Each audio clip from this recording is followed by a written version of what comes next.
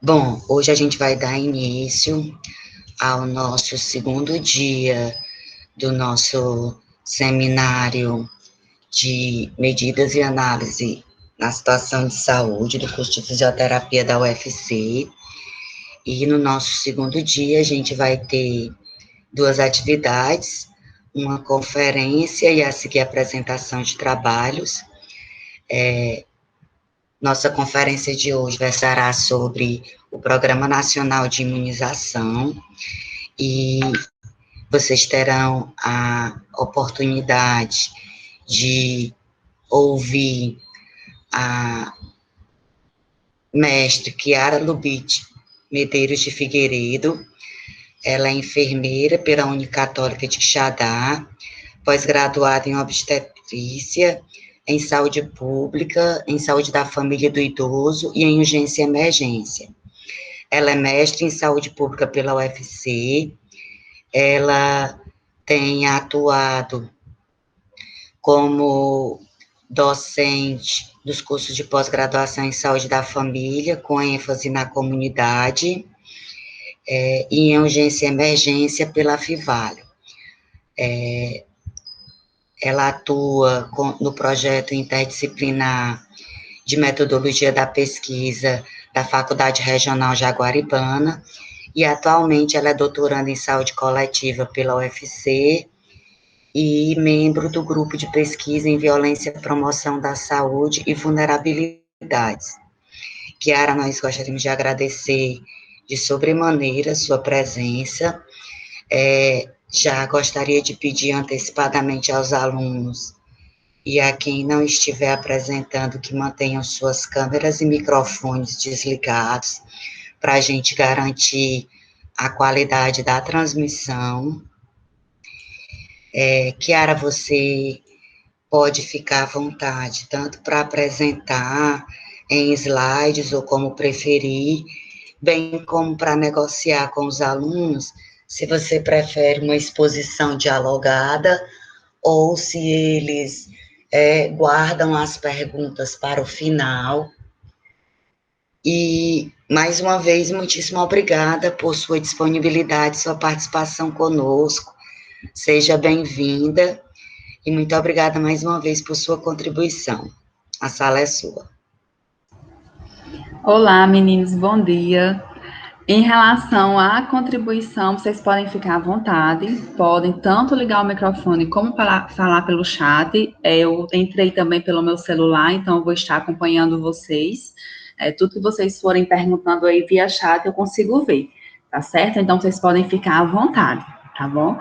Eu vou colocar aqui uma apresentação para vocês. No momento que surgir alguma dúvida, que quiserem falar alguma coisa, dar alguma contribuição, podem ficar à vontade. Gostaria muito de agradecer à professora Linda por essa oportunidade de estar aqui falando para vocês, principalmente de um assunto que a gente sabe que o PNI, ele não é nada novo, já vem aí há bastante tempo. No entanto, né, devido à pandemia e toda essa repercussão que a vacina do Covid trouxe aí, ele ganhou bem mais destaque, principalmente nesses últimos tempos, né? Aqui no finalzinho de 2020, iniciando 2021. Então, um programa, né?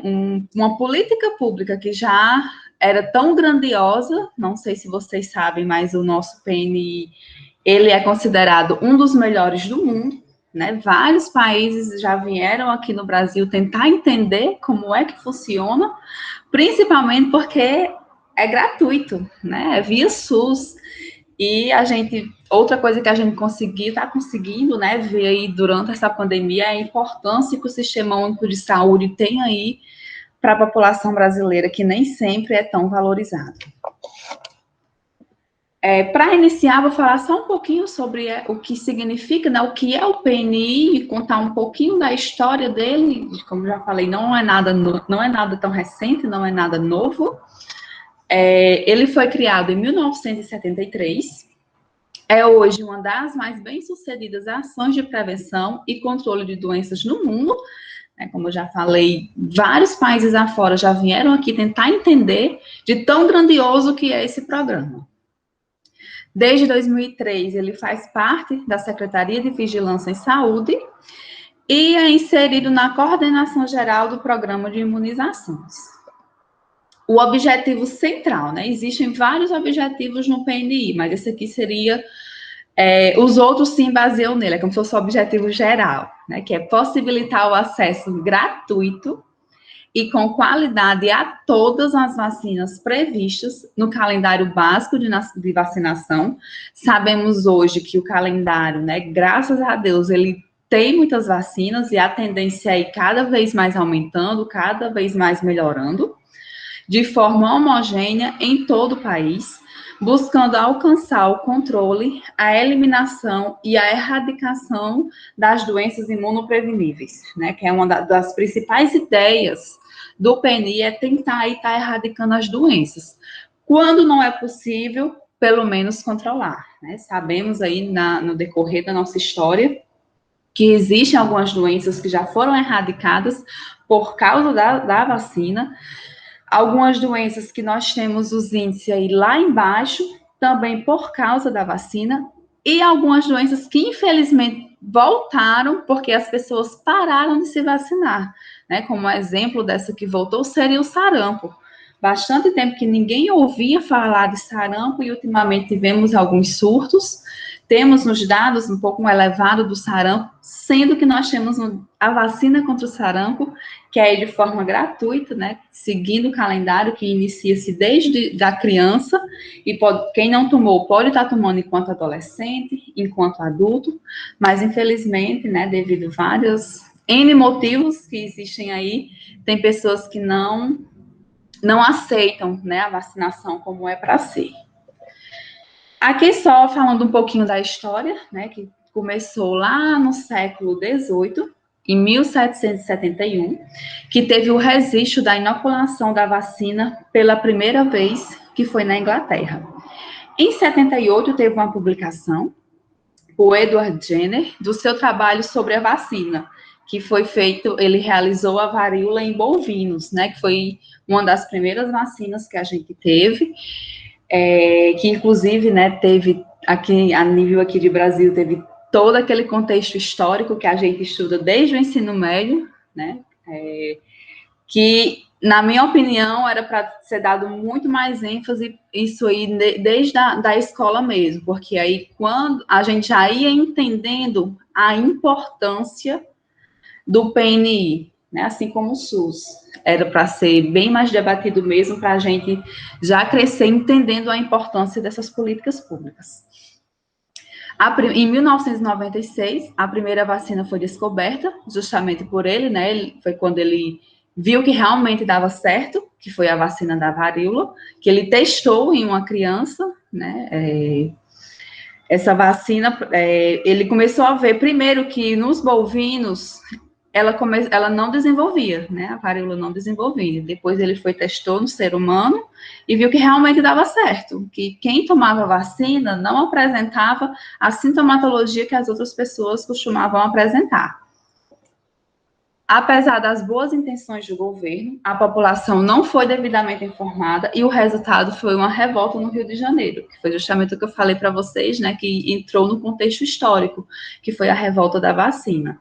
As pessoas não tiveram uma educação em saúde, até porque devido à época, né, não tinha a facilidade que nós temos hoje. Hoje, né, estamos vivenciando praticamente isso, apesar de termos aí redes sociais, jornal, televisão, enfim, todos esses meios de comunicação, nós vemos que a população, mesmo assim, não está aceitando como é para ser. Vocês imaginem naquela época, né, que ninguém conhecia, ninguém entendia, simplesmente as pessoas entravam na sua casa, enfiavam uma coisa no teu braço e saía, né, ninguém sabia o que é que estava acontecendo. E os cariocas, eles tinham medo dos efeitos contrários da injeção, ninguém entendia, e boatos davam conta que as vacinas deveriam ser aplicadas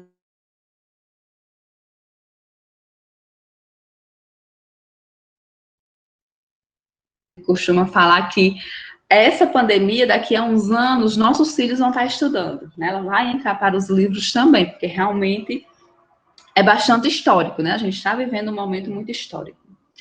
E o resultado foi uma rebelião que deixou um saldo de 50 mortos e 110 feridos após choques com as forças policiais da época. Acho que vocês lembram da época da escola que o exército entrava mesmo na casa das pessoas e as pessoas eram vacinadas sem querer, né? Você não tinha a opção de querer ou não ser vacinado igual hoje acontece. Naquela época, simplesmente, teve até um período que a vacina ela foi realmente obrigatória, mas depois foi derrubado e voltou a ser, né, de livre escolha.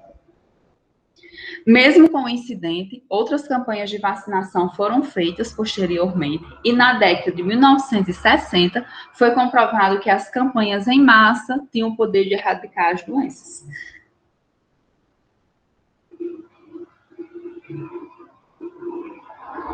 Não, eles podem optar por não vacinar, não é obrigatório.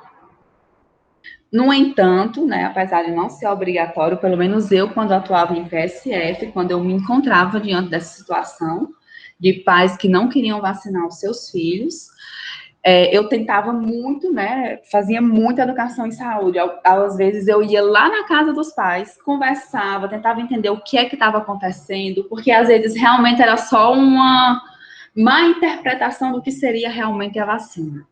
Então, acho que essa é uma das principais funções da estratégia de saúde da família, né, quando a gente atua na atenção primária, é tentar abrir a mente da sua comunidade, né, da sua população, da população que você está lá atendendo para o que realmente é a saúde. E nós, né, sabemos que na atenção primária a gente trabalha muito com promoção e prevenção, para depois ir recuperar, né, então tentava muito orientar os pais e às vezes estava certo, às vezes depois de muita conversa eles optavam em estar vacinando aí os filhos. Gente, vocês não têm noção o quanto é comum. Antes de eu trabalhar no PSF eu pensava que isso não acontecia, mas é muito comum os pais ter alguns pais que não queiram vacinar os filhos com medo de... E quando a gente ia ver era realmente fake news.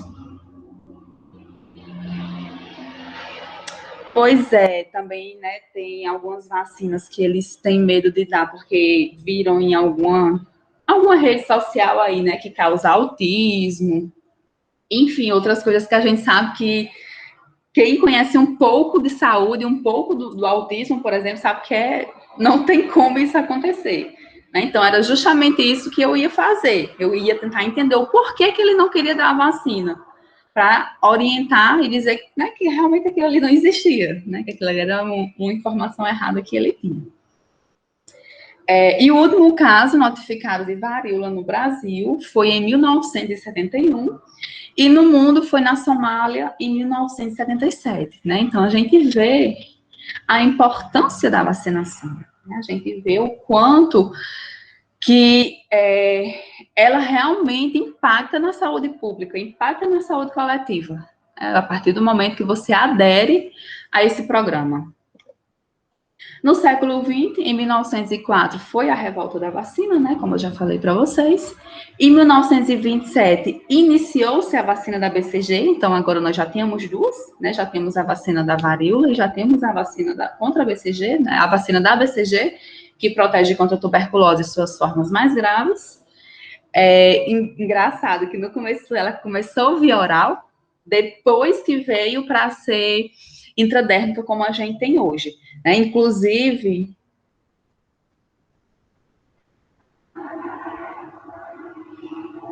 exatamente, Sara, a gente acha que não acontece e quando você vê na realidade, você fica assim, meu Deus, realmente acontece e eu nem imaginava, né? Nunca imaginei vivenciar isso, de ter que ir na casa de uma pessoa mostrar para ela a importância da vacinação, porque a gente é tão ciente, né, nós, principalmente a gente que é da área da saúde, a gente é tão ciente da importância que você nunca imagina que aquilo ali, né, que alguém possa dizer que não serve, né? Engraçado como a realidade é completamente diferente, né, quando a gente vivencia mesmo. Então, a vacina da BCG, ela passou por um processo? Pode ligar, pode ficar à vontade, viu, Thalita? Professora, eu queria saber, tipo assim, a varíola já foi extinta, né, hoje? Sim, já foi erradicada, não temos Não, mais. tipo, hoje as pessoas não precisam mais se vacinar contra a varíola porque não tem de quem elas pegarem a varíola. Elas ainda precisam se vacinar? E por quê?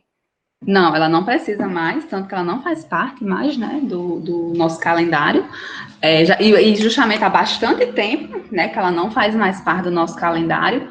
E justamente por isso, porque não se tem, né, não se tem, como é que eu posso explicar? Não se teria o primeiro caso para sair disseminando a doença. Não se tem mais.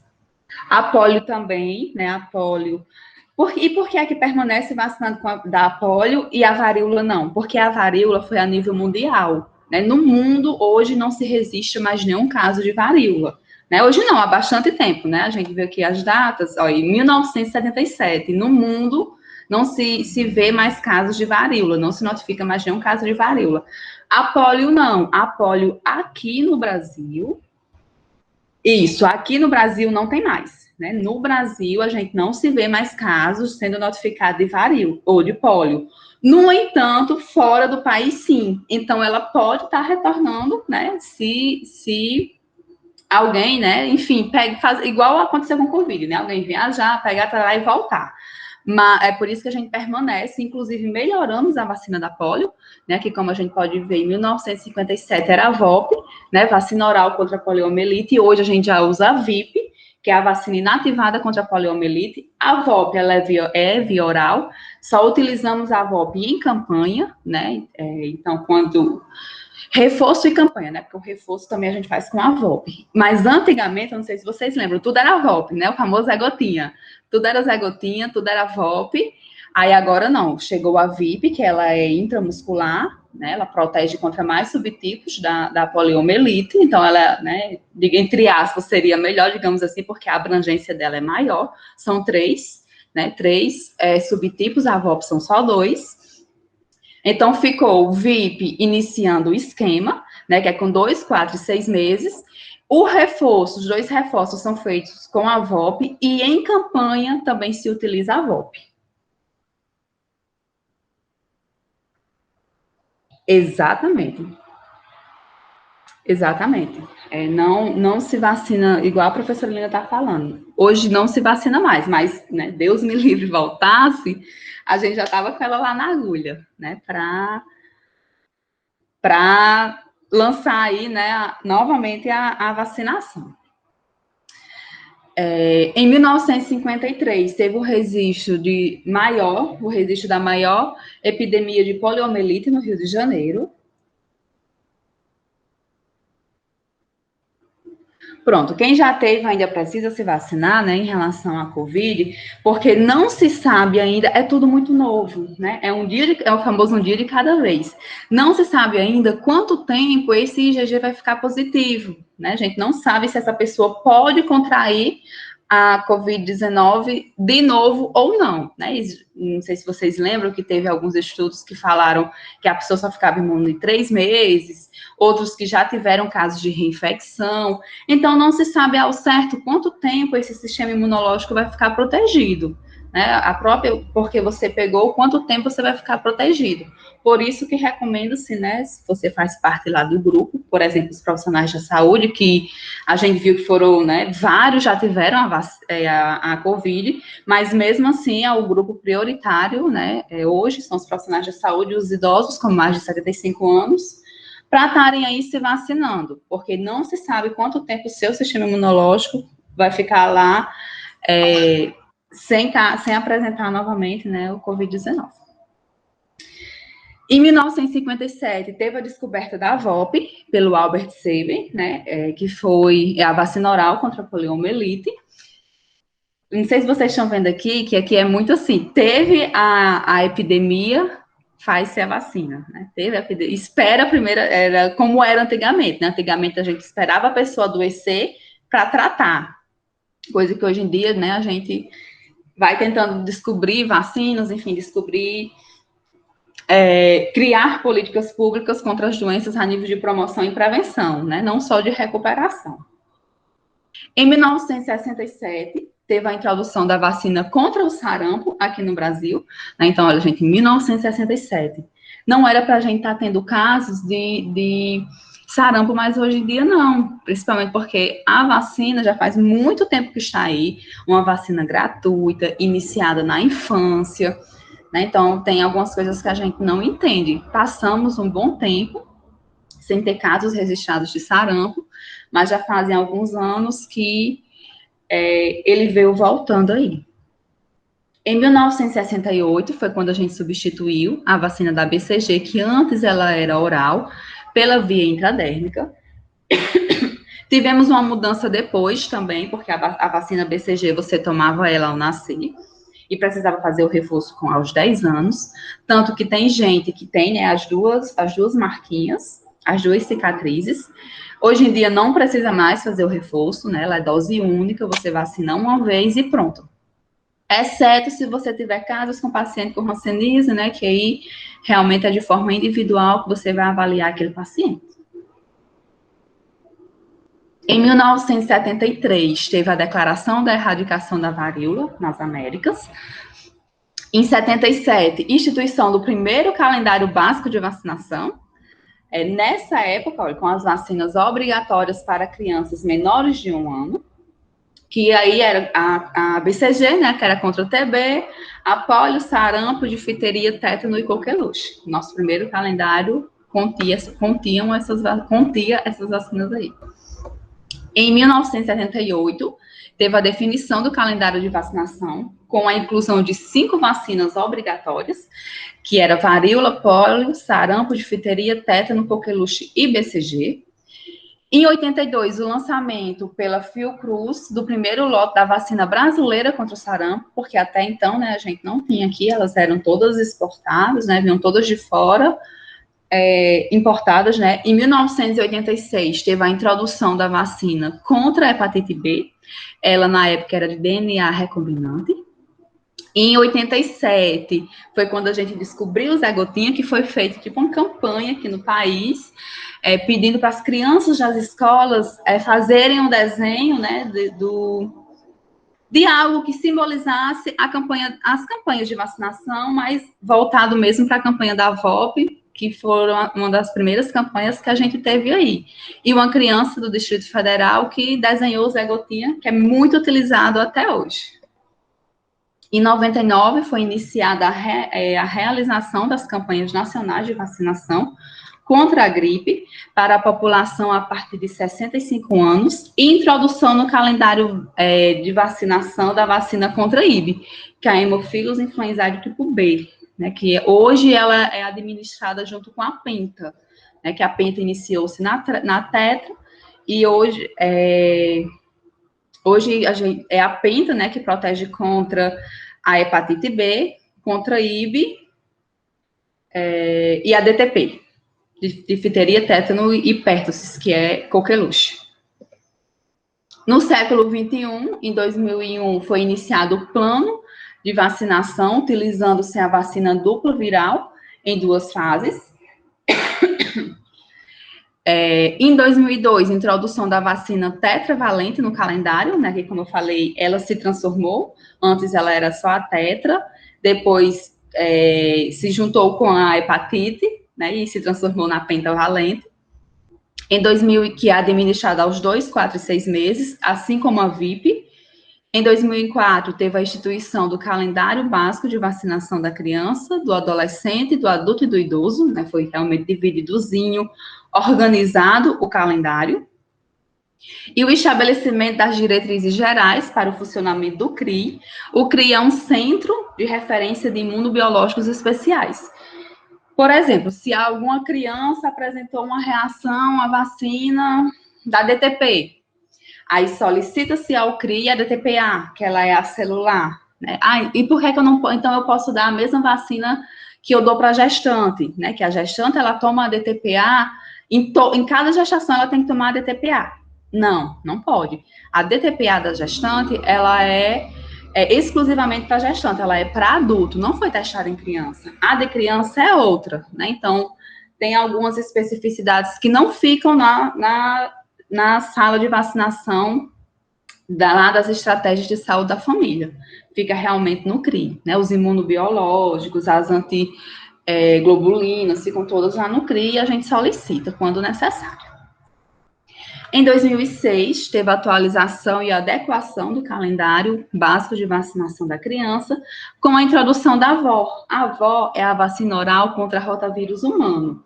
Não sei se vocês lembram que antigamente, se uma criança chegasse viva até 2 anos, já era uma maravilha. Esperava-se ver se ela conseguia sobreviver aos 5. Muitas crianças morriam por causa da diarreia.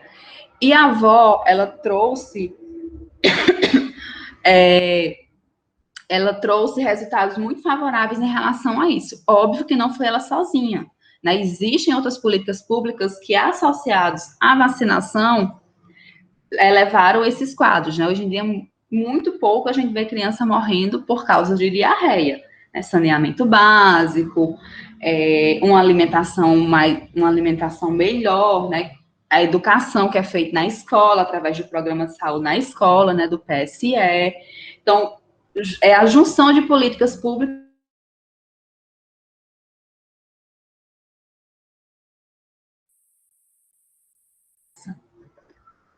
Em 2010, nós tivemos a introdução da vacina Meningo 10, da Pneumo 10 valente e da Meningo C, instituição em todo o território nacional do calendário de vacinação para povos indígenas, né? Porque o calendário das pessoas indígenas, eles são diferenciados do nosso, né? A gente tem algumas vacinas, como, por exemplo, a Pneumo 23, só quem toma, né, no nosso caso, nós que não somos indígenas, são os idosos completamente acamados, né? Se eles se levantarem para ir no banheiro, eles já não tomam.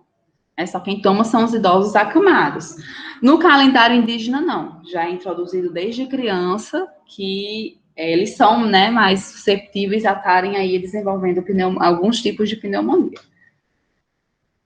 Em 2012, teve a introdução da vacina pentavalente e a vacina contra a VIP, né, que foram introduzidas as duas. Ambas, como eu já falei, são tomadas aos 2, 4 e 6 meses da criança. A VIP é a vacina inativada contra a poliomielite, né, que ela veio em complementação da VOP, né, porque a VOP só fez agora ir para reforço e campanha, mas ela permanece aí até então. E a penta ficou melhor porque antes as mães precisavam levar muitas vezes a criança ao PSF e a criança precisava tomar várias, né, furadinhas. E com a penta já deu uma melhorada, já diminuiu uma vez.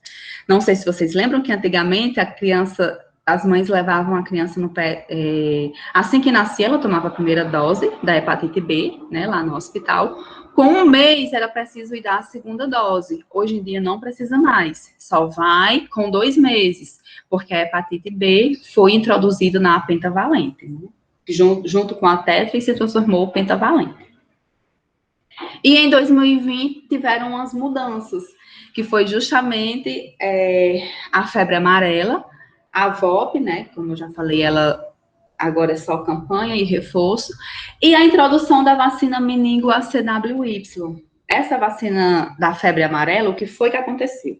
Antigamente, só tomava quem morava em regiões endêmicas, ou então quem ia viajar para alguma dessas regiões, né, que a gente tinha que ir 10 dias antes no PSF para tomar a vacina, para dar tempo ao seu sistema imunológico, né, criar a defesa, e você poder viajar. Hoje em dia, não. Esse ano passado, em 2020, na verdade, ela foi introduzida no calendário nacional de vacinação.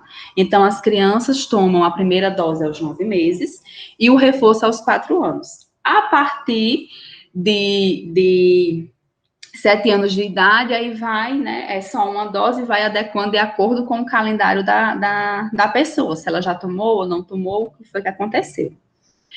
Ela não é recomendada para gestantes e nem para idosos, só toma realmente após avaliar o risco e o benefício.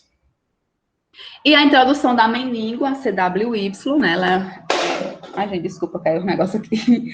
Ela é muito boa. A meningo que a gente tem, ela é só meningo C, ou seja, protege só contra o tipo C. Agora chegou a CWY, ela é administrada em adolescentes.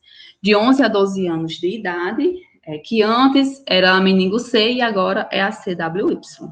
Se você não tiver no seu PSF ainda, que você administra a meningo C, mas tendo, já vai para a CWY. E a vacinação e a atenção básica. A Política Nacional de Atenção Básica, estabelecida em 2003, caracteriza a atenção básica como um conjunto de ações de saúde no âmbito individual e coletivo, que abrange a promoção e a proteção da saúde, a prevenção de agravos, o diagnóstico, o tratamento, a reabilitação e a manutenção da saúde. Então, vacinação, por que ela é feita, né? Não é feita em hospital, não é feita em outros cantos, e sim na atenção primária, porque ela tem muito a ver com a ideia geral do programa, da estratégia de saúde da família, né? Que é tentar aí estar prevenindo as doenças, né? Que ele trabalha muito voltado em cima de promoção, proteção, e depois, se não der certo, que vai recuperar. O PNI, né, tem algumas exigências programáticas, que seria estender as vacinações às áreas rurais. A gente está vendo aí, né, estamos vivenciando muito o PNI ultimamente, que tem algumas cidades que é muito complicado você conseguir chegar lá, principalmente porque os imunobiológicos são produtos extremamente termosensíveis, tanto a temperatura quanto a luz, então, às vezes, é muito complicado você conseguir chegar lá no postinho, enfim, lá na sala de vacinação, no seu destino final com esses imunobiológicos. Aperfeiçoar a vigilância epidemiológica em todo o território nacional, capacitar os laboratórios oficiais, que foi uma das coisas que a gente fez, né, inclusive foi um dos poucos países que fez isso, que foi comprar não só o imunobiológico, nós também compramos a tecnologia, ou seja, as vacinas chegaram dos outros países, mas a partir de agora, nós mesmos iremos produzir as nossas próprias vacinas, o que é maravilhoso. Se os outros países, quando precisar aplicar a segunda dose, ou a vacina deles acabar, eles vão ter que comprar de novo, né? A gente não, a gente vai aqui no Brasil mesmo, está produzindo as nossas próprias vacinas, porque compramos também a tecnologia. Instituir pelo menos um laboratório nacional de referência para o controle de qualidade das vacinas, racionalizar sua aquisição e distribuição, uniformizar as técnicas de administração, promover a educação em saúde para aumentar a receptividade da população aos programas de vacinação. Não sei se vocês sabem, mas toda vez que é lançado uma vacina nova ou uma campanha, como, por exemplo, anualmente a gente tem a campanha da influenza. Antes da campanha é lançada uma norma técnica. Nessa norma técnica vem justamente isso, né? A ideia é justamente tentar uniformizar as técnicas de administração, para que todos, no país em geral, falem a mesma língua. E a promoção, né, é o que a gente está todo dia, o Ministério da Saúde gasta muito dinheiro com campanhas de vacinação, justamente tentando aí sensibilizar as pessoas.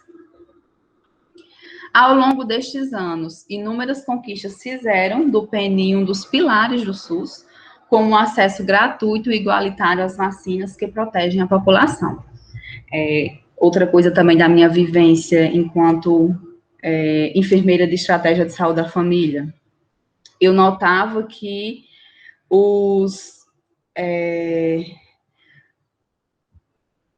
tinha famílias que não procuravam a estratégia de saúde da família para nada, apenas para vacina, né? Apenas para vacinar os seus filhos ou se vacinar em época de campanha. Então, realmente, o PNI, ele é um diferencial muito grande na estratégia de saúde da família.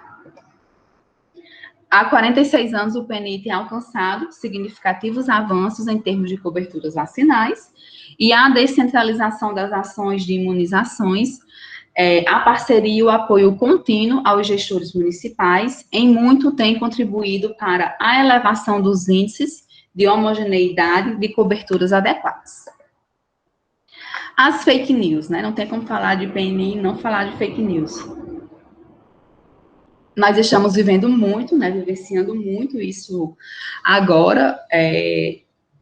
Aqui eu moro em Limoeiro do Norte, né, aqui no Vale, acho que mais, eu acho que hoje eu posso dizer que os técnicos que se formaram nos últimos 3 anos, todos passaram por mim, porque eu iniciei minha experiência em docência dando aula em técnico de enfermagem. E, gente, eu recebo cada pergunta. Então, aqui em Limoeiro, quando é alguma coisa de vacina, as pessoas costumam me chamar. Então, eu recebo cada pergunta nas minhas redes sociais, que eu fico assim, sem acreditar o quanto que as pessoas podem... o quanto que uma ideia pode ser distorcida, né? De perguntas, vocês tiveram noção. Uma das últimas que eu respondi, que eu fiquei sem acreditar, né? Como é que a pessoa tem coragem de inventar isso? Foi se era verdade que quem estava tomando a vacina contra a Covid-19 ia morrer daqui a 2 anos, né? Então, assim, é cada absurdo que a gente fica, meu Deus do céu, né? Olha o que é que está sendo disseminado. Aí aqui, só mostrando para vocês, né, que eu tirei da internet, né, alguns foi inclusive do site, do Instagram do Ministério da Saúde, como existe coisas absurdas, né? Ó, por exemplo, depois de vacinarem 40 mil pessoas, descobriram que a vacina da febre amarela é um veneno mortal. Então, assim, absurdo, extremamente absurdo. E para as pessoas que já têm algum receio de vacinar, lendo isso aí, as novas vacinas ainda causam autismo, né? E os governos sabem, né? Então, assim, é muito complicado. Lote vencido de vacina contra a rubéola causou microcefalia. Então, assim, é muito complicado você estar lidando com esses tipos de informações. Olha, essa daqui é uma página que tem no Facebook. E, pasmem, tem muitos, muitos seguidores. É verdade, é quase melhor mesmo. Pronto, foi o que eu falei, né? Eu falei, quando me perguntaram, eu falei, rapaz, sim, você pode morrer até agora, né? Provavelmente não vai ser por causa da vacina, mas você pode sim, né? São 2 anos, todo mundo pode morrer em 2 anos, né? Se você tomou a vacina ou não tomou, todo mundo pode morrer em 2 anos, mas é bem, bem complicado.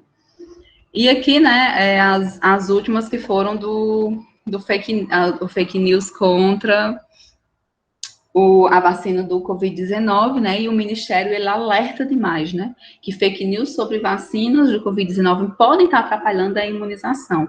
E eu, né, aumento isso aí para todas as vacinas. É bem complicado, e infelizmente tem muita gente que pega aquilo como verdade e ainda sai disseminando. Apesar de sabermos que vacinar é proteger. O suprimento de imunobiológicos. O Brasil é um dos países que oferece o maior número de vacinas à população.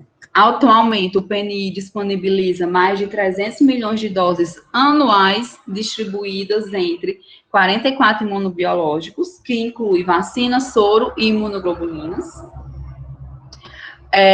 Conta com aproximadamente 34 mil salas de vacina, né, e 42 CRI, no país inteiro, e atendem indivíduos portadores de condições clínicas especiais e utilizam variadas estratégias de vacinação, incluindo a vacinação de rotina, campanhas, bloqueios vacinais e ações de extramuros. Essas ações de extramuros são muito utilizadas. Quanto mais interior você trabalhar, né? Eu sempre trabalhei muito no interior, já moro no interior e eu trabalhava no interior do interior, né? Então, eu utilizava muito essas ações extramuros porque as pessoas realmente não procuravam, né? Por N motivos, não procuravam o PSF. A inserção de um novo imunobiológico no programa e o estabelecimento de novos grupos populacionais são decisões respaldadas em bases técnicas e científicas, né, que seria evidência epidemiológica, eficácia e segurança da vacina, garantia a sustentabilidade da estratégia. Então, a gente tenta entender qual é, em cima de dados epidemiológicos, qual é o maior gráfico que a gente tem no momento. Né? Eu lembro que na época da vacina da febre amarela, quando ela não fazia parte do calendário no geral, as pessoas reclamavam muito, né? Por que que não tem aqui no Ceará e lá na Amazonas tem? Mas é porque aqui no Ceará ela não faz parte, né? Então, realmente, elas têm que atingir os pontos principais. Aí é o famoso, se sobrar, vai para os outros. né? E foi o que aconteceu agora. Agora faz parte do calendário para todo mundo. E os tipos de imunidade que a gente tem? Temos uma imunidade específica, que ela é adquirida ou adaptativa, né? Pode ser chamada também de imunidade adquirida ou imunidade adaptativa. A resposta específica inicia-se quando os agentes infecciosos são reconhecidos nos órgãos linfóides, pelos linfócitos T e B. Os linfócitos B, eles iniciam a produção de anticorpos específicos, que é a imunidade humoral, contra o antígeno, né? E os linfócitos T viabilizam a produção de células de memória, que é a imunidade celular. Essa célula de memória é o que a gente, né, pretende, na verdade, com todos os enfim, com as vacinas, até mesmo seria interessante com as doenças, que o que seria? O seu organismo, né, que é a imunidade celular, ele iria, por isso que chama célula de memória, lembrar que já entrou em contato e saber a maneira de combater aquele vírus, aquela bactéria, aquele fungo, enfim, aquele bioagente patogênico. Então, você não precisaria ficar se revacinando, você já iria ter aquilo ali guardadinho em você.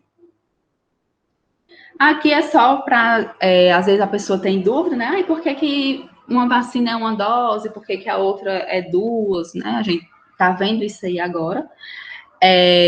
Não necessariamente todas as vacinas seguem a mesma quantidade de dose. Normalmente, quando a gente vai ver o calendário da criança, tem vacinas que são 3, a vacina da hepatite B na criança são 4 doses, no adulto, né, adolescente já são 3, então vai muito de como esteja, né, de qual fase você esteja. A gente sabe que a fase infantil é uma das fases mais complicadas porque ainda está em fase de desenvolvimento. Por isso que grande parte das vacinas são administradas, né, nesse período. A resposta primária, que é a primeira dose que a gente recebe, né, que é a dose sensibilizadora, que é o que está acontecendo agora no país, né? Todo mundo está recebendo a D1. Quando eu falo todo mundo, é todo mundo que se enquadra. Quando o indivíduo recebe o antígeno pela primeira vez, o tempo para a produção, né, desse anticorpo é maior e a quantidade é menor. Por isso que precisa da segunda dose, que é a dose de reforço, que vem aí a resposta secundária, que é quando o indivíduo recebe um antígeno pela segunda vez, o tempo de produção vai ser menor e a quantidade vai ser maior, né, desse anticorpo. Então, o seu organismo vai começando a ficar imune, né, ele vai ter forças para combater aquela doença. Por isso que quem tomou a D1 agora já não pode aí sair no meio da rua pulando, morro de feliz, aglomerando sem máscara, sem álcool, né? Realmente tem que esperar o sistema adquirir a defesa.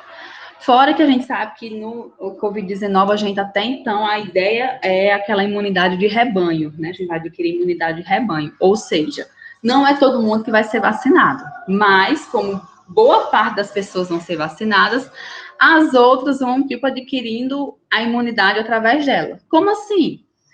Se eu estou vacinada e eu tenho esse poder de matar o vírus, né? Digamos assim, então, quando ele entra no meu organismo, eu já mato ele e eu ainda não transmito para ninguém.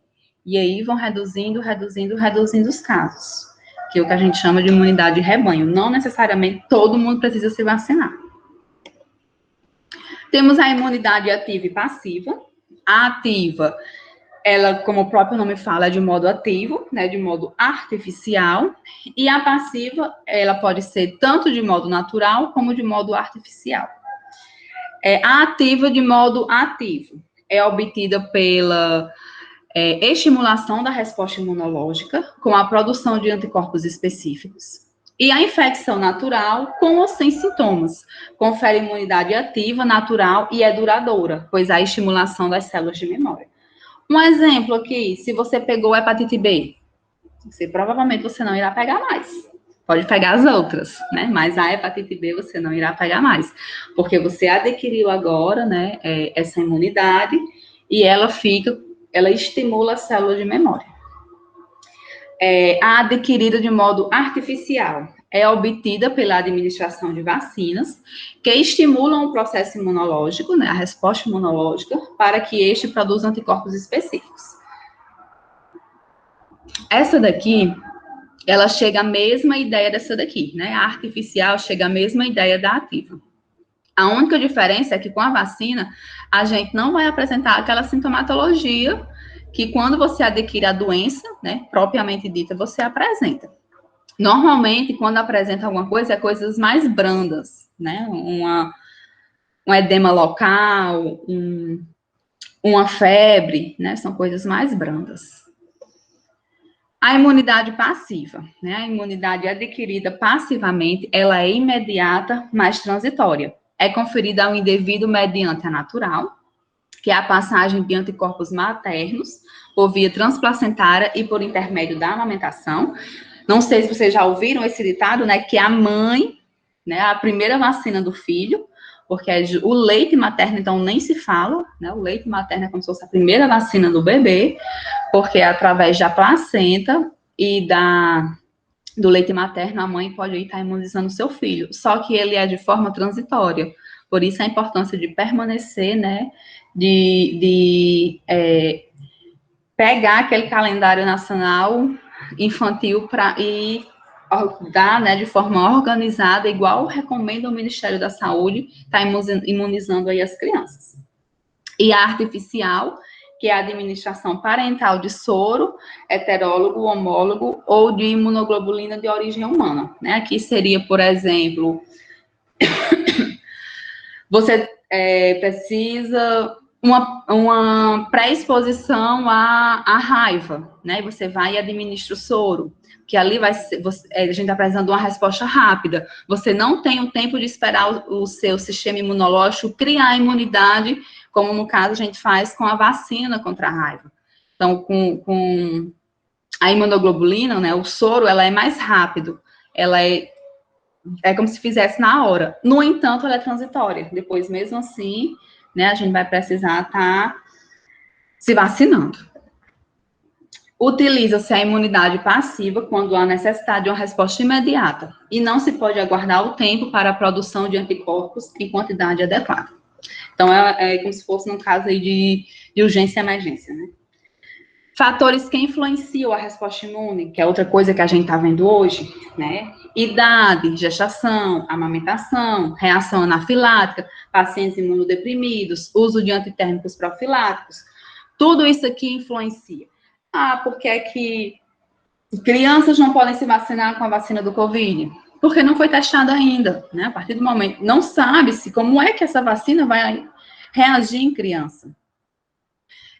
O uso de antitérmico, tem muitas crianças, muitas mães, principalmente na vacina da pentavalente, que ela é uma vacina que realmente é meio chatinha, né, traz algumas reações lá, então tem algumas mães que quando vai para o PSF, antes de ir no postinho, já dá um antitérmico, que é bem complicado, porque o que é que a gente quer? A gente quer que o organismo reconheça aquilo ali como um invasor, né, reconheça aquela vacina como um invasor e crie defesas contra ela. Se eu já fui medicada, né, contra aquilo ali, fica mais complicado. Então, pode sim estar interferindo na resposta imune daquele paciente. Então, não é recomendado administrar antitérmicos profiláticos.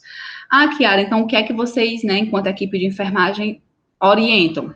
Nós, nas salas de vacinações, orientamos que, se por acaso a criança apresentar febre, né, aí sim, após ela apresentar, e se os meios físicos não derem certo, aí vocês podem, né, os pais podem estar administrando algum antitérmico que essa criança já tenha costume de tomar, já tenha alguma prescrição médica para aquele antitérmico. Mas a primeira coisa que a gente orienta são os meios físicos, porque às vezes é uma hipertermia muito leve, né, uma febrezinha, às vezes até só uma febrícula, e a mãe já tem medo, né, claro, grande parte mães de primeira viagem, então já ficam com medo e já querem, né, tá administrando aí antitérmicos. As vacinas virais e bacterianas atenuadas ou inativadas são eficazes e estimulam a produção de células de memória, né, que como a gente já viu, é o que realmente a gente quer.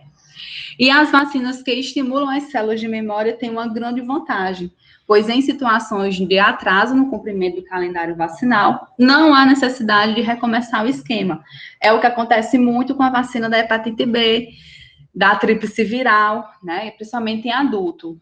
Não sei se o que eu vou falar aqui alguém se identifica, mas quantas vezes já foram perdidos os cartões de vacina, né? Aí chega lá no posto, eu acho que eu tomei, né? E não é certeza, então a gente lá vai partir do zero. Ou então pessoas que tomaram, chega lá depois de o que era para ser com um mês, a segunda dose, no caso da hepatite, né, que é 0, 1 e 6, tomou hoje, o aprazamento da segunda dose é para um mês, e o da terceira dose é para 6 meses após a segunda, que aí fica 0, 1 e 6, e não foi com um mês, foi com 5 meses, ou foi quando era para tomar a terceira dose. Então, não precisa estar iniciando, a gente completa o que já existe. E durante o período em que as pessoas não estiverem com o esquema vacinal completo, elas não estarão protegidas, né? Isso aí, infelizmente, né, eu não terminei minhas 3 doses, mas o Ministério fala que tem que ser 3 doses da hepatite B, pois tem que ser 3 doses, só a primeira não vai resolver. A resposta imune que se deseja por intermédio da vacinação, ela é semelhante à resposta que ocorre quando há o contato com micro-organismo selvagem. Então, é muito semelhante da maneira que eu adquiro a imunidade contra a hepatite B a nível de sistema imunológico, com a vacina e com o vírus propriamente dito. Óbvio que é muito melhor você adquirir com a vacina, porque você não vai apresentar sintomatologia. E aqui, só para a gente conhecer as vacinas que nós temos, né? O que é uma vacina? É um imunobiológico que contém um ou mais agentes imunizantes sob diversas formas. Então, ele pode ser de bactérias ou vírus vivo atenuado, vírus inativados, bactérias mortas, componentes de agentes infecciosos purificados e ou modificados quimicamente ou geneticamente, que foi um dos assuntos também que a gente começou a debater muito esse ano, né, que era a diferença entre as vacinas Butantan, a de Oxford e da Pfizer, né, que são feitas de maneiras diferentes. Da Pfizer é de RN, né, então, por isso que ela causa um pouco mais de reação. Da Butantan é vírus inativado, então é de boa, né, pelo que eu li da norma técnica, né, e até ontem eu fiz um curso que é voltado para essas vacinações, para a vacinação do Covid-19, eu achei ela muito parecida com a vacina da influenza.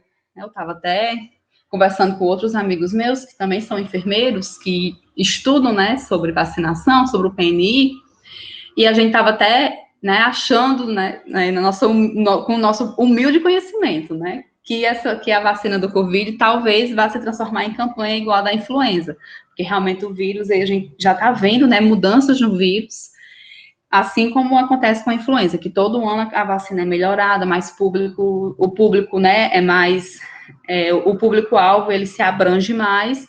Então, quando eu comecei a ler a norma do Butantan, vendo lá como é que foi feita a vacina, eu achei muito parecido com a vacina da influenza. E aqui são as vacinas que a gente tem, né, as vacinas de rotina. Nós temos BCG, contra a hepatite B, hepatite a pólio, a VIP, a Penta, a DTP, a DT, a VOR, a febre amarela, temos a tríplice viral, a tetraviral, meningo C, meningo ACWY, pneumo 10, varicela, influenza, a raiva humana, a HPV, e agora nós temos, né, contra a Covid-19, que as que nós até então vai ser utilizada aqui, a do Butantan e a da Oxford. E aqui são alguns imunobiológicos. Como assim RNA? É porque, assim, o vírus, né, ele tem, é como se fosse uma bolinha, e dentro dele tem um RNA. Então, eles pegam esse RNA e fazem a vacina baseado nele. Né? Então, é como se ele fosse, entre aspas, vivo, né? Ele não está morto, igual a inativada do Butantan. Por isso que ele pode aí estar causando mais reação. Outras vacinas semelhantes, nós temos a febre amarela, que também segue essa mesma ideia. Sarampo, cachumba e rubéola, a tríplice viral, também segue essa mesma ideia. A tetraviral, que é sarampo, cachumba, rubéola e varicela, também segue essa ideia. A varicela também segue essa ideia. Então, elas são vacinas que são mais fáceis de estar causando alguma reação. Tanto que a gente tem a vacina da febre amarela, ou ela é administrada junto, ou não pode ser administrada com tais vacinas, né? Existem algumas especificidades. A tríplice, ela não pode ser administrada em mulheres gestantes. Elas possuem umas especificidades maiores do que as outras vacinas. E aqui são alguns imunobiológicos que ficam, né? Lá no CRI, nós temos a vacina Haemophilus influenzae, né, tipo B, que é a IB, ela não fica no PSF, a IB, ela é introduzida na pentavalente, ela sozinha não fica no PSF. Temos a Pneumo 23, ela também não fica no PSF, ela só vem para o PSF quando está em campanha, que é para administrar nos idosos completamente acamados. Nós temos a ADT infantil, a ADT adulta, gente, esse D aqui, ele é minúsculo. Se você vê o D maiúsculo, é porque é a ADT infantil. A ADT infantil, ela também não fica no PSF, ela fica lá no CRI. A ADT adulta, sim, fica no PSF. Nós temos a DTPA, essa DTPA aqui é a infantil, a DTPA adulta, que é administrada em gestantes, ela fica também no PSF. Nós temos a hepatite A inativada, temos a varicela atenuada, temos a febre tifoide e temos a da cólera inativada. Todas elas ficam lá no CRI, né? Elas não ficam em PSF, é só se realmente for necessário, né? Como a professora Linda falou. A vacina da cólera a gente já tem, né? Se Deus me livre voltasse, a gente já teria a vacina e já sabia como resolver nosso problema. Aqui só diferenciando os tipos de vacina, né? Que elas podem ser vivas ou não vivas. As vacinas vivas, elas provocam infecção similar à natural, têm, em geral, grande capacidade protetora, com apenas uma dose e conferem imunidade duradoura, possivelmente por toda a vida, né? Então, são vacinas que você toma uma vez e tranquilo, né? Quando isso aqui eu peguei do Ministério da Saúde, né, do manual do Ministério da Saúde, então, provavelmente, quando ele for atualizado, a vacina do Covid vai vir para aqui. Vai entrar aqui nesse exemplo. As vacinas não vivas, elas perdem sua capacidade infecciosa, mas mantêm suas propriedades protetoras.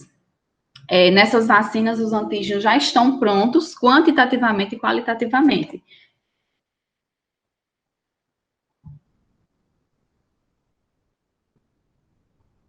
A HPV, ela tem mais de uma vacina, através de estudos. Primeiro fato, a HPV, ela tem mais de uma vacina. Não sei se vocês ouviram falar também que quem iniciar com da Butantan não pode tomar a segunda dose com a da Oxford, né? É a mesma coisa que acontece com a HPV. A HPV, nós temos ela em 2 laboratórios, que um é utilizado pelo SUS e um é particular. Antigamente, a HPV eram 3 doses, agora são só 2. Né? Então, tinha muitos pais que ou iniciavam no particular e depois queria completar no SUS, ou iniciava no SUS e queria completar no particular. Não é recomendado utilizar o mesmo laboratório. O que determina a durabilidade da vacina é através de estudos, né? Realmente ver. A da Covid-19, por exemplo, ninguém sabe se ano que vem vai precisar vacinar, se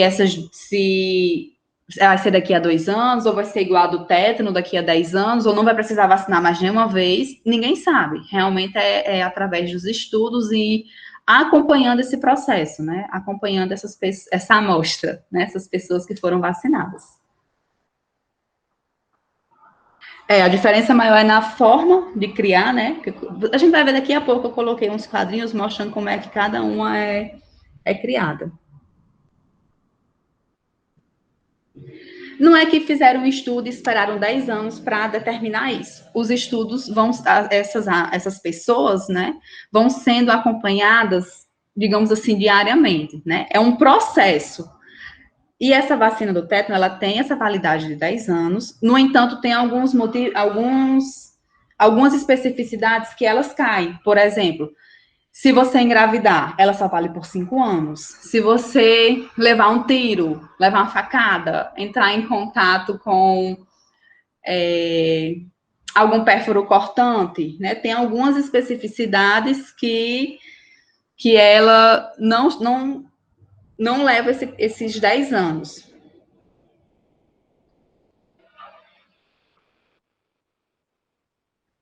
Isso, vai acompanhando, né, como a professora Linda está falando, vai sendo acompanhado, não é que se espera, né? É igual essa que está acontecendo aqui do Covid-19. Estão acompanhando para ver como é que ela vai reagir nas pessoas, né? Então, por isso que ninguém sabe se vai ser anual, se só as 2 doses vão resolver, se essas 2 doses vai servir para sempre, ou se vai precisar ser daqui a 2 anos, daqui a 10 anos, daqui a 5 anos, ninguém sabe. É um processo, né? Vai sendo acompanhado essas pessoas que tomaram aí. Com 3 vacinas, existe diferente efeito. Não é que uma pode ser melhor do que a outra, né? Pelo que eu vi, né, quando eu estava assistindo e li da Anvisa, das normas da Anvisa, a única diferença que eu consegui ver é mais voltada às reações. A da PFAS é muito complicada aqui no Brasil, porque ela tem que ficar numa temperatura de menos 80 graus Celsius. A gente sabe que aqui no Brasil, principalmente nos interiores dos interiores, ia ser muito complicado. A gente só não falta manter a temperatura dos nossos imunobiológicos, que é de mais 2 a mais 8, sendo o ideal mais 5 graus Celsius. Tu imagina menos 80, né? Então, assim, é muito da realidade daquele local, né? Da realidade daquela situação.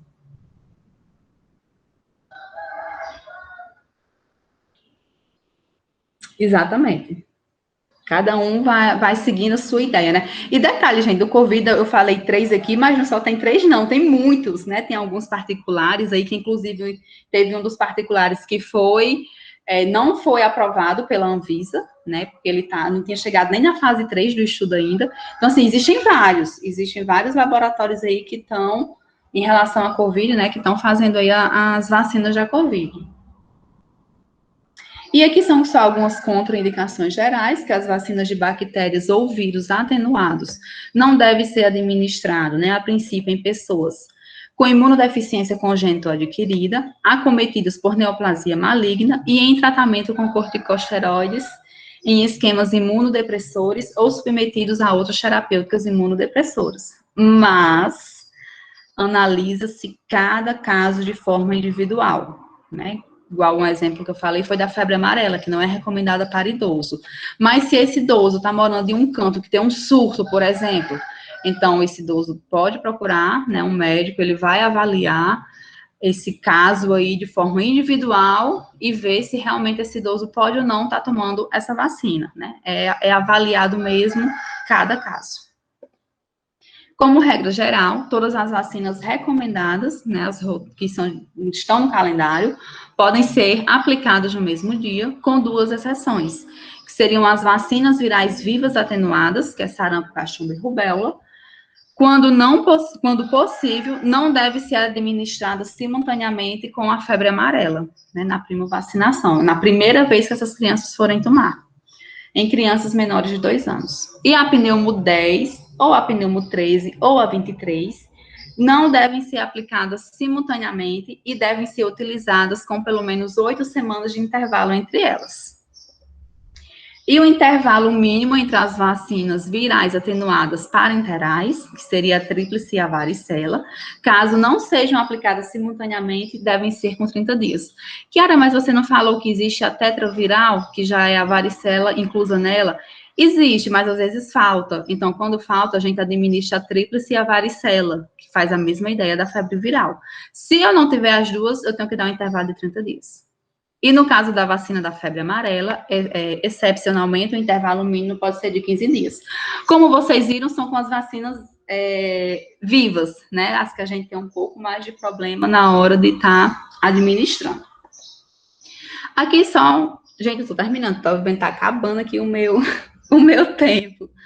Aqui só para apresentar para vocês a rede de frio, né, que o objetivo é de assegurar que os imunobiológicos disponibilizados nos serviços de vacinação sejam mantidos em condições adequadas, né, de transporte, armazenamento e distribuição. A gente está vendo...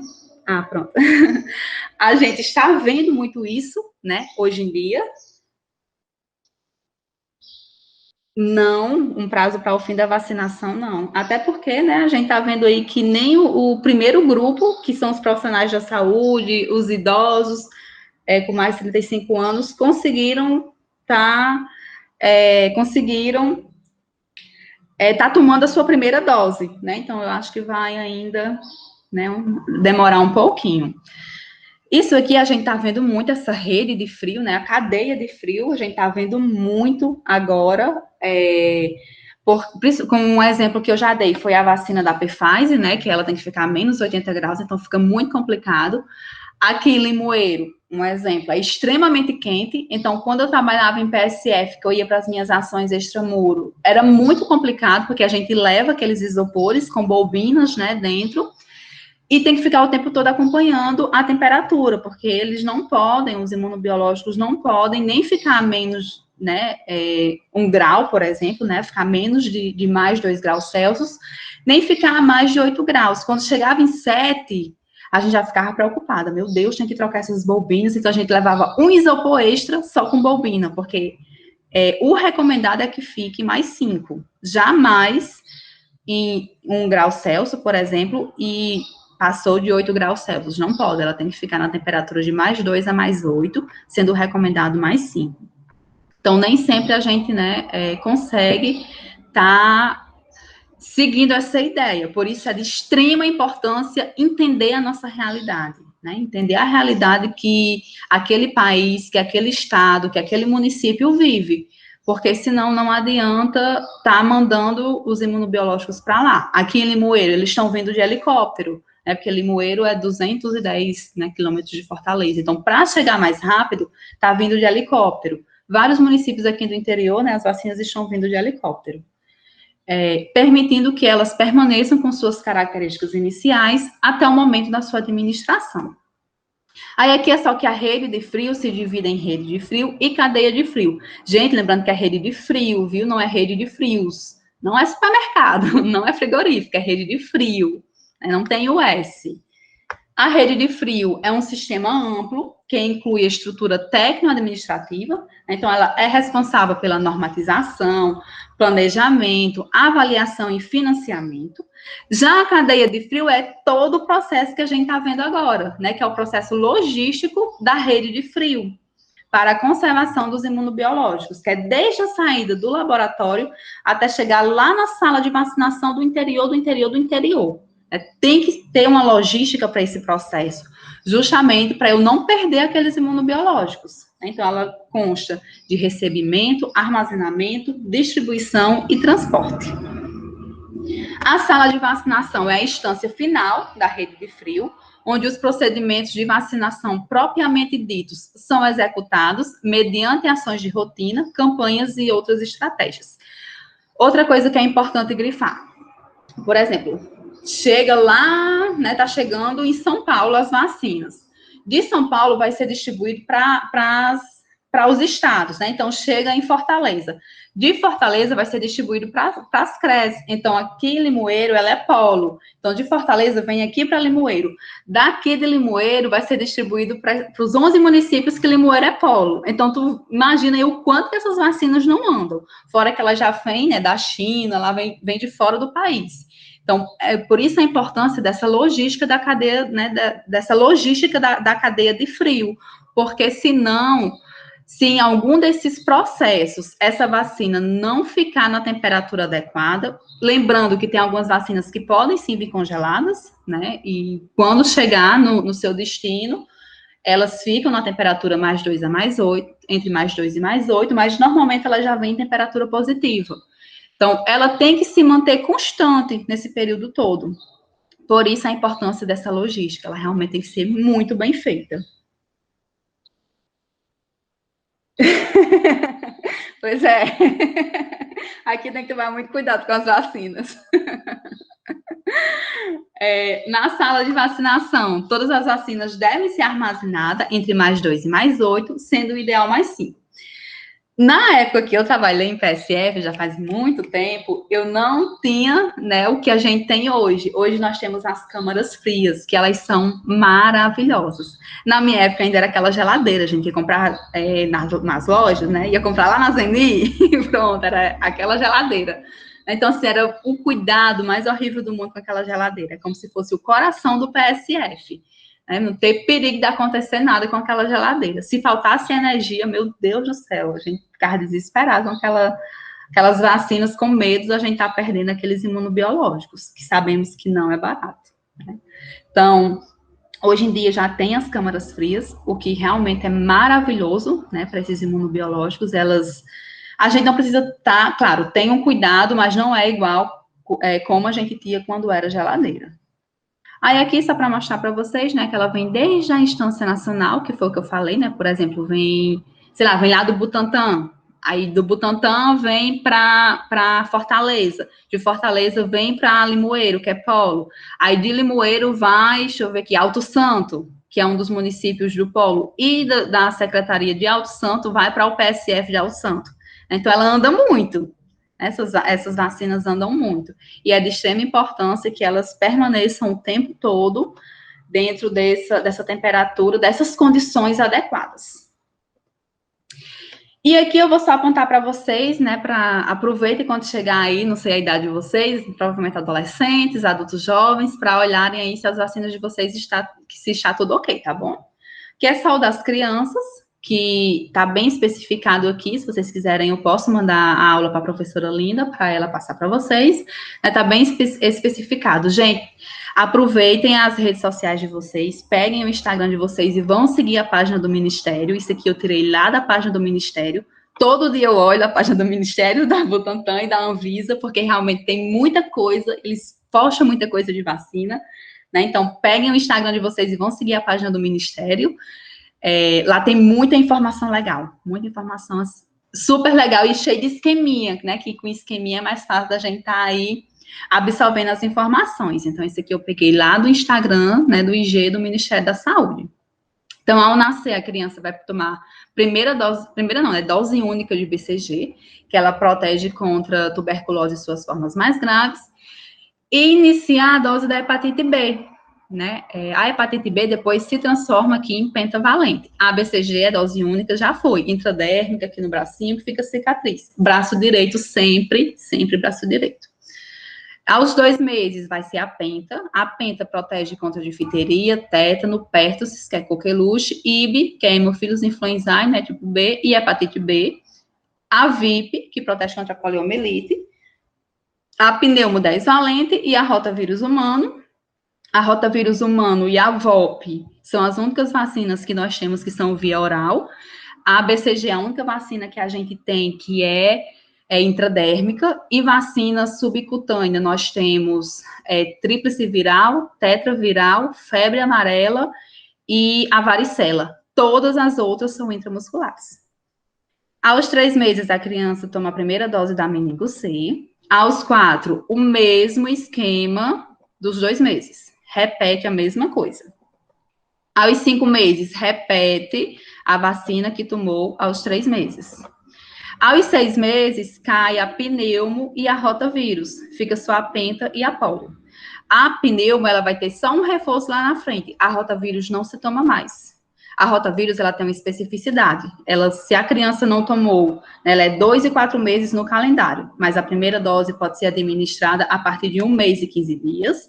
Até 3 meses e 15 dias. Se a criança não tomou nesse intervalo, ela não toma mais a primeira dose. A segunda dose, que é aos 4 meses, ela pode ser administrada a partir de 3 meses e 15 dias, até 7 meses e 28 dias. Se ela não tomou nesse intervalo, ela não toma mais. E aí, Kiara? Infelizmente, ela vai ficar sem ser vacinada. Por quê? Os testes, os estudos foram feitos nesse período e só viram, né, a viabilidade, a funcionalidade dele nesse período. Então, a gente toma muito cuidado com essa vacina da avó, né, contra o rotavírus humano, que é justamente para não ter perigo dessa criança não ser vacinada. Aí, aos 6 meses, é só a penta e a VIP. Aos 9, que entrou agora, né, a primeira dose da febre amarela. Aos 12, nós começamos os reforços. Aos 12 meses é o reforço da pneumo, o reforço da meningo C e a primeira dose da tríplice viral. Tríplice viral é sarampo, cachumba e rubéola. Aos 15 meses, o primeiro reforço da DTP. Ah, Kiara, mas eu não vi DTP em canto nenhum. Viu sim, DTP tá aqui na penta, olha. Tá vendo o DTP? Aí aqui já não é mais a penta, é só a DTP, né? Difteria, tétano e coqueluche. O primeiro reforço da VIP, só que é com a VOP. Lembra que eu falei que reforços em campanha da poliomielite era com VOP? Tá aqui o primeiro reforço com a VOP. A primeira dose da hepatite A. A primeira dose não, na verdade, né? Uma dose, porque a hepatite A não tem. Outra. Tetraviral, que é dose única, que a tetraviral protege contra sarampo, cachumba, rubéola e varicela. Então, se vocês prestarem atenção, a gente toma 2 doses contra sarampo, 2 doses contra varicela, 2 doses contra rubéola, sarampo, cachumba, 2 doses contra cachumba. Por quê? A primeira vai ser aqui na tríplice viral, depois vem a segunda de sarampo, cachumba e rubéola, e inicia a varicela na tetraviral. E depois, olha, vem a outra dose de varicela aqui. Então, fica cada uma com 2 doses. Aos 4 anos, toma a DTP, que é o segundo reforço, a VOP, que é o segundo reforço da poliomielite, uma dose da varicela, mas ela é como se fosse a segunda dose, porque eu tomei a primeira lá na tetraviral, e o reforço da febre amarela. E aos 5 anos é a vacina da pneumo 23, mas ela é indicada no caso da população indígena. No nosso calendário, né, quem não é indígena, a gente não toma ela. O adolescente, nós tomamos, né, olha, eu me sinto adolescente, vocês tomam a vacina do HPV, que é iniciar ou completar 2 doses, né, a depender de como esteja o seu calendário, de acordo com o histórico vacinal. Lembrando que a vacina do HPV, ela se diferencia entre meninas e meninos, mas a diferença é só na idade. Por quê? Sabemos que o HPV é um pulo para um câncer de colo uterino. Os meninos não têm colo, nem útero, né? Então, a gente inicia logo nas meninas, que é entre 9 e 14 anos. Nos meninos, é entre 11 e 14 anos. Lembrando que são 2 doses. E, né, aproveito para falar relembrar aquilo que eu já falei, que se eu iniciei no SUS, eu termino no SUS. Se eu iniciei particular, eu inicio particular. Eu termino particular. Mas recomendo ser no SUS, porque a do SUS, né, é gratuita, tá lá no PSF. Só chega lá e tomar. Nós temos a que entrou agora, que é a meningo ACWY, que ela é uma dose única ou reforço, a depender da situação. E como é que é reforço? Você não tomou a meningo C, né? Então, é como se fosse o reforço dela. E ela é de 11 a 12 anos. A hepatite B, dependendo do histórico vacinal. Aí eu tenho o meu cartão de vacina e tá tudo ok. Não vou precisar estar tomando hepatite B, não. Se eu já tomei, beleza, tá certo? E a febre amarela, que ela entrou, né, agora em 2020, que ela é dose única, pode ser reforço, caso já tenha recebido, ou então, né, dose única mesmo, quem nunca tomou, que provavelmente poucas pessoas aqui no Ceará vão ter tomado.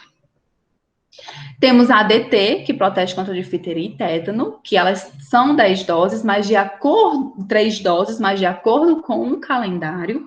Se eu já tomei penta, DTP, fiz tudo organizadinho lá enquanto criança, eu não preciso estar tomando, exceto a cada 10 anos, né? Ela tem esse intervalo de 10 anos e cai para 5 anos se a mulher engravidar, ou se, né, alguém sofreu um acidente, levar um tiro, alguma coisa do gênero. Temos a tríplice viral, que também depende do histórico vacinal, né? Se a pessoa tomou quando era, né, criança, beleza.